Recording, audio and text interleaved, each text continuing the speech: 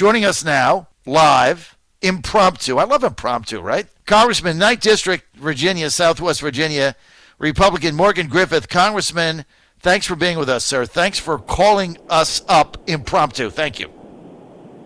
Oh, glad to do it, and Merry Christmas. It's the time of the year that we all, whether we're Christians or not, celebrate and recognize that, and I'm a Christian, but we recognize that this is a special time. I recognize the birth of Christ, my Savior, but, lots of people don't celebrate that, but they do recognize it's a time of peace, and the Prince of Peace is here. So that's the good news. Let's get to the bad news.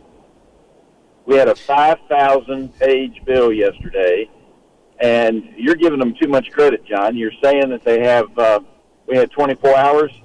We got that bill at 1:51, and we were voting at about 7:15, 7:30 for the first part. And they had to break it up in part because I believe, I haven't got the full facts, but I believe the bill was just too big to fit into the computers where it would actually be able to be processed. So they broke it into a 500-plus page bill and then a 5,000-page. One bill, but two votes on a 5,900-page bill. And you had 6 hours. Yes, sir. Unbelievable. And then people I got about 700 pages. Unbelievable. 5,500 pages that you're supposed to read in 6.5 hours. I mean, it's just absolutely boggles the mind. The debt that we had when Obama took over in 2010, and I remember in 2008, I remember railing against it, was $10 trillion. And we were all up in arms over it. Now it's $28 trillion. And then your Democrats say this is a down payment, and there's going to be a bigger one, especially if these two senators win in Georgia. These two Democratic senators are right now it's tied. If I had to bet today, they'd win. I hope not, but it's just tied. So if they win, he's like, well, we're going to double this. There's only a down payment. So then the deficit goes over $30 trillion. Is anybody up there concerned about what happens here to us? Yes, there are a number of us concerned, and that's why you had 53 votes. But there are others who are concerned as well. The dilemma that we had, and it's why I voted against the original CR back in September to move it to December. This is what leadership always does. Unfortunately, on both sides of the aisle, but the Democrats do it, 3 times as big. Is they stuff everything into one final package. All year we didn't do anything but play Nancy Pelosi politics. And then they have to stuff everything that needed to get done into one package. And so everybody had stuff in there that they had either sponsored or been, one of the leaders on. I had things in there. The problem is I took a pledge and I have followed that. I can't vote for a bill that I haven't been able to read. Now, that's just a simple thing. Just because you read it doesn't always mean you understand everything in it. But you ought to at least put your eyes on it, is my thinking, and you ought to look through it and see what's in there. We did not have time to do that. And the spending is outrageous. But, of course, they threw COVID in there, too. And, as you know, I begged them not to. We talked about that last week. But COVID was put in there also because they wanted to make people have to feel bad. And look, it's going to be a political issue for all of us that voted no, because somebody's going to say, you voted against helping families, or you voted against this or that or the other. I get that all the time from a vote I took a couple of years ago when it was a mere 2,000 pages. And I thought that was outrageous. Now we've got a 5,000-page bill, and we're given less than a half a day to vote on it, or to read it and then vote on it. It's outrageous, and I can read the summaries as good as somebody else, but I don't trust that Nancy Pelosi or Mitch McConnell understand the 9th District of Virginia enough to not realize that there's something in there that they may have done that hurts the district or hurts the people of Virginia. I don't trust them to know that. I don't think that Mitch would try to do something on purpose, but did they read the 5,000 pages? Highly unlikely.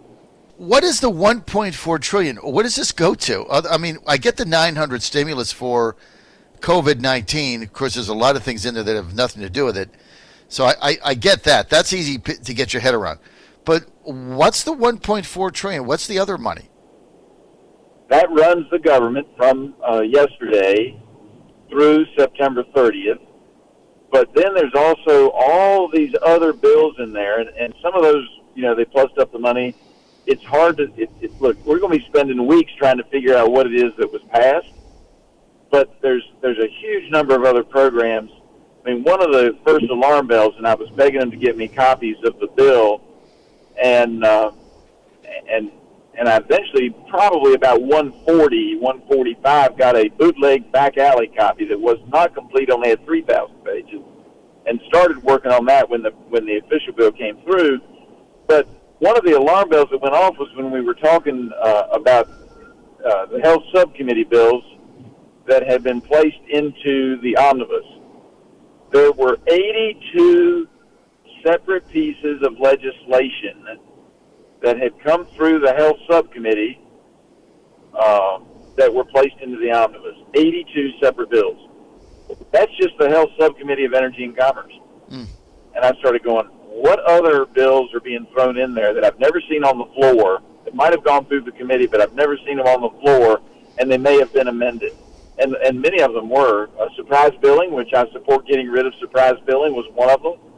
But that particular provision was greatly amended from the time it left the committee until it showed up yesterday in the Omnibus at 150. It's just mind-boggling. You're on the John Fredericks Radio Network, Trucking the Truth Across America. We have an impromptu call with Congressman Morgan Griffith from the 9th District, that's Southwest Virginia.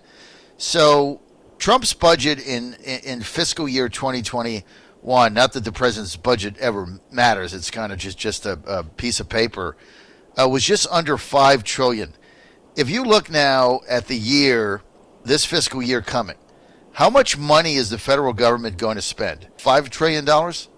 I don't know exactly how that's going to break out.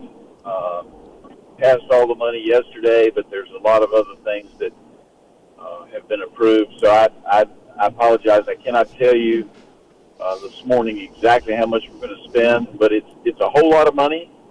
And while most of the programs are probably pretty good, there's some in there that are duplicative or that we could have afforded not to do this year. Right. But everybody got their wish list. It's unbelievable. 5,000 pages Merry passes. Christmas stuffed stocking for the members of Congress who, loved that kind of thing. And look, there were a lot of people, and you named some of them, like Rob Whitman, right, who don't love all that spending. Rob is a good conservative, but he felt because they put in some things there to help and so forth that he had to vote for it. Now, I get it. I don't begrudge anybody here for voting in favor of this. I don't begrudge any Republican. I don't know what Ben Klein did. I didn't look it up, but I don't begrudge any. For it. Huh? He voted for it. He voted for it. Yeah, yes, I don't criticize voting for it or against it, but I think we do have to point out that this just never ends. I mean, every year we say we're not going to do this again. I think it was Trump, first year he was in office, right? 17, said, I'm never going to do this again. And so we just do it. Yep. We just do it again. I mean, promises made, promises kept. This is probably the only one that he didn't follow through on because he's going to sign it again. He feels he has no choice. But remember the first one he signed? It was like 2017 or Christmas, and the government was shut down or something. And he said, I'm never, ever going to do this again. And he did it every year because you can't stop it. It's just like we're powerless to stop it. And I guess, now we're going to look at a $30 trillion deficit because there's no question another one of these omnibus things is going to get passed in February, or another COVID relief thing. When you have a $30 trillion deficit and you're only bringing in, and you're running a $1.5 trillion debt annually, I mean, you project that out over Biden. If Biden wins, it's going to be $35 trillion and 40% of GDP. I mean, how do you sustain that? What is the answer? Does anybody have an answer for this, Morgan Griffith? Well, I mean, the answer is we've got to increase our economic activity, which we can do, and we've got to cut spending. And if you can do the two of those together, you can get some control over this. But it is outrageous, and it's outrageous to put us in this position. We need a large group of people, and there are a lot of us fighting for this, to change the rules so that, if you don't get it done by September 30th, maybe you can have a CR that lasts no more than 2 weeks.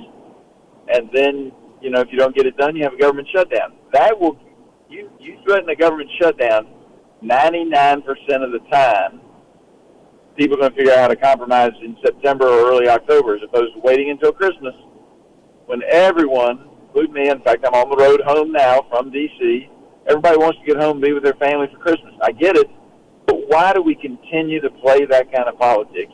It gives more power to the leadership of both parties, and it gives more power to those who want to spend, and that's when you get good conservatives who end up voting for a 5,000-page bill because it's right before Christmas, and you don't want to have the government shut down, and you've got to take care of COVID, and you've got to do this, and you've got to do that, all before the end of the year. So in the rest of the year, we often are spinning wheels and not getting the real work of the people done because the leadership wants it to be at the end of the year when they have more power. And that's my opinion, and I apologize to anybody I might have offended, but that's just my opinion. This gives more power to leadership on both sides of the aisle, and they love it. Now I get it. So they get the power before Christmas because they basically get what they want and they strong-arm everybody into voting for it. And like you said, I mean, if you're in a swing district, I mean, you can't vote no because now you're going to be accused in the next cycle of voting to hurt businesses and families. The irony of this is when these Democrats were trying to get their states bailed out, which, thank God was not in this bill. The irony of this is the states that shut themselves down, like Whitmer in Michigan and Evers in Wisconsin, and these people, though he got overturned, the guy in Pennsylvania, California, Newsom, they shut everything down, they put everybody out of work and out of business, and then they want a federal bailout. It's like unbelievable. Meantime, Florida hasn't done anything, and they don't need the bailout. Everybody there's working. Same as Georgia. I've been here 6 weeks. You put a mask on, but you go to dinner, you go to the bar. I mean, everything is fine. Other than a mask, you really don't see it in Georgia. Or when I was in Florida with Joe playing baseball, it was if I was in a different country. Unbelievable. So let me ask you something, Congressman, straight out. We're with Congressman Morgan Griffith, 9th District, Virginia, that Southwest Virginia area. So let me just ask you something point blank. Tough question here. When is our leadership of the Republican Party going to be held accountable for this? I mean, we get the Democrats. This is what they run on. I told you before, every single email I get from Warner or Kane for the last year is how much money they got to spend someplace. I mean, I never get a policy email from them. It's, here's what I got for you, here's what I got for Virginia, here's what I got for this, here's what I got for that. Taxpayer money. When is Republican leadership going to stand up and say they've had it with this? Well, I mean, hopefully they will. It is discouraging, but hopefully, I think there's a good chance we can take control of the House in 2 years. We're very close right now, and hopefully our leadership will say we're going to do it better. They're telling us that, and I'm trying to work with Kevin McCarthy to see if we can't tweak some rules and do some things that will help us rein in spending. And to Kevin's credit, he worked hard for an amendment that I got into the rules when we were in control the last time. Mm-hmm. It was only in effect 2 years. People didn't really understand it to begin with, but it would have allowed us to have a little more discretion in spending and have Congress actually be able to rearrange an agency as long as there was the classic word is retrenchment. That means less spending. Mm-hmm. A retrenchment in spending, we could go in and do some rearranging. Democrats, of course, and the Washington Post thought the sky was falling and everything was going to come to a stop because we put that amendment in the rules. Didn't happen. but it gives us more authority. So I give Kevin McCarthy credit for, letting that rule go forward. He was a big advocate for it behind the scenes, and he's indicated should we get control again, we may be able to bring it back. But for all their fear, nothing bad happened because we stuck that little rule change in. Mm-hmm. But it did give us the ability to talk about spending on the floor, mm-hmm. and that's the kind of thing we need to do. And then we need to have a devolution of power mm-hmm. from the upper echelon, which is mm-hmm. always hard to get it back, but to take some of the power back and put it into the hands of individual members, and then I think you see a lot better response to spending. That way you don't end up with 5,000-page bills, which is just, it's unbelievable. I think it's got to be one of, if not the longest bill in the history of the United States Congress. I think it's the longest since I've been here, and we've seen some, No, I think it is. Look, it couldn't fit in the computer. It couldn't fit in their database. It's got to be the longest bill ever, longer than Obamacare, which is, I think, 2,000 pages, and we all railed on that. This thing is 2.5 times that. It's just, you got to look at this and just shake your head and wonder, where we're going, I think. And the fact that, it's one thing to pass it with thorough debate. If you guys had a week to debate this and there was debates on the floor and things of that nature, people get that. But, it's almost like when Pelosi said with Obamacare, vote to pass it to see what's in it. It's just no way to do anything, certainly not to a way to run the federal government. Morgan Griffith, insane way to do this, no question about it. Final question, how many seats did you guys win? Is that New York seat resolved with Tenney? Is that done? We think that it is kind of interesting you bring that up. We think they're going to try to steal that one and the seat in Iowa from us through a procedure where they can come in and decertify through Congress. Fascinating. It's seditious. It's evil to think of trying to get the courts to look at, because that's what they've said about me, for signing on to the Texas amicus. Mm-hmm. That's all evil. But taking 2 seats that the Republicans won fair and square, everything has been certified. No allegation. And now they were close. They were close. Single digits in one, double digits in another. But the bottom line is that we won those elections. Democrats are going to try to take those away at the first of the session, coming up early in January. But we still got, now I'm trying to remember how many we gained, but we picked up like a net of 11 or 12, 13 I think it is if we have those 2 in. But the margin is now 5. It'll be 7 if they steal those 2 seats away from us. I think that's a poor way to run the show, but that's. I don't know how they can steal those 2 seats and then not allow the January 6th vote on these 4 states that are in question with fraud. So it's just, but they're evil, and they'll do it. It's all about power. But if you hold those 2 seats, they're going to have a 5-seat majority, right? That is correct. Does Pelosi get reelected as Speaker with a 5-seat majority? I don't know. That's going to be, this is going to be exciting. I hope we win those seats in Georgia, but the House of Representatives in the first week of January is going to be a place to watch as well. John Fredericks Radio Network.